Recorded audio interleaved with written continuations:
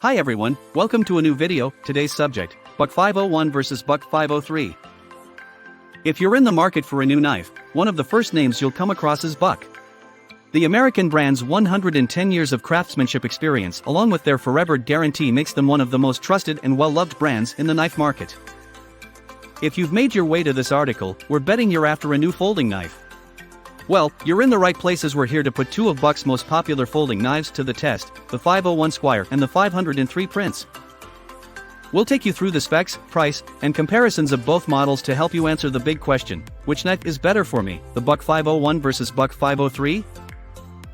If you haven't got time to read the whole article, here's the key difference.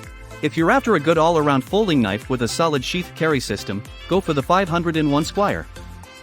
If you're after something slightly smaller and lighter to put in your pocket as an EDC, we'd recommend the 503 Prince.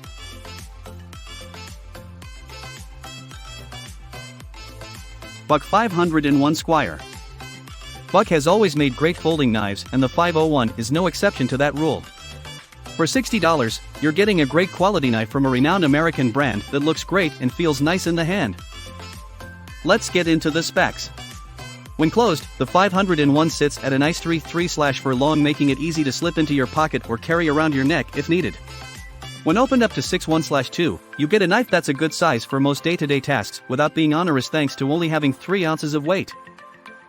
Some knife users with bigger hands will complain that this knife is still just too small.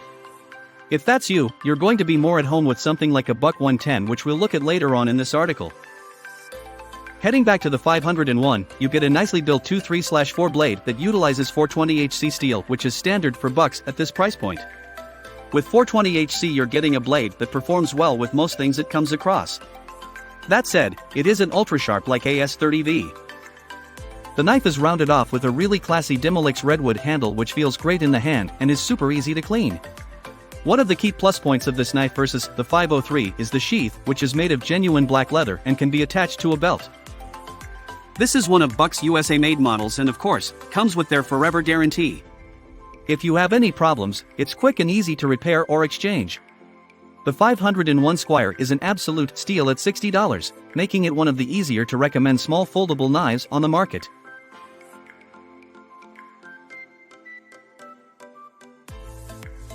Buck 503 Prince. The Buck 503 Prince is a super compact folding knife that's the perfect carry for those who need to manage their pocket capacity. It perfectly balances great quality and tiny size to make it one of the best all-around compact folders on the market. Size-wise, at just 3/3/8, the 503 is a knife you're going to be comfortable hanging around your neck or slipping into the inside pocket of your jeans. When opened, the full 5.2/3 profile, 2/1/2 blade, is going to give you enough to work with for most day-to-day tasks whilst being easy to handle at just 2 ounces. It's this reduced size and weight that will draw those with smaller hands to the 503 over the 501, with the blade and handle material exactly the same as its bigger brother. Given the smaller size, Buck has made the assumption most users will store this knife in their pocket, and that means it doesn't include a sheath.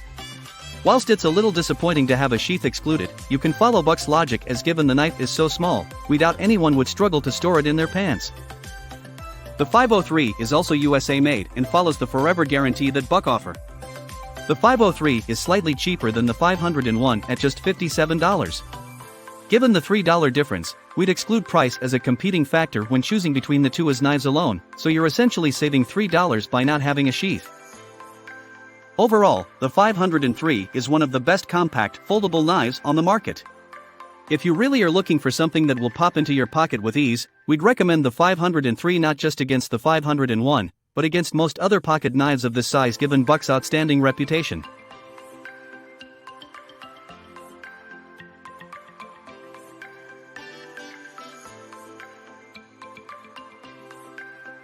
Buck 501 versus Buck 503, key comparisons. On the face of it, these two knives are super similar.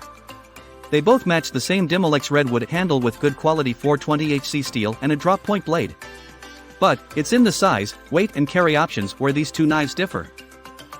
The 501, nicknamed the Squire, is the slightly bigger of the two models with a 2/3/4 blade length and a 3/3/4 profile when closed. Whilst we use the term bigger, it's worth noting in context this isn't a big knife and still very small and comfortable in the hand. Carrying the 501 is a dream. At a weight of just 3 ounces, you'll barely know it's there even when you're not using the included genuine leather sheath. On the other hand, the 503, nicknamed the Prince, is a slightly smaller knife at 3.3/8 when closed with a blade length of 2.1/2. The weight drops down to only 2 ounces with the 503, which really does make this knife effortless to carry and use. Given the 503 small size and featherlight weight, there's no external carry system included here. Buck anticipates that most users will just slip it into their pocket for daily use. There's a $3 difference in price between these two knives, with the 501 coming in at $60 and the 503 at just $57. Given that the two knives are so similar and both on the small side in general terms of foldables, it's hard to see past picking up the 501 with its greater blade real estate and inclusion of a sheath. But, as with many knives, it comes down to how it feels in the hand for you.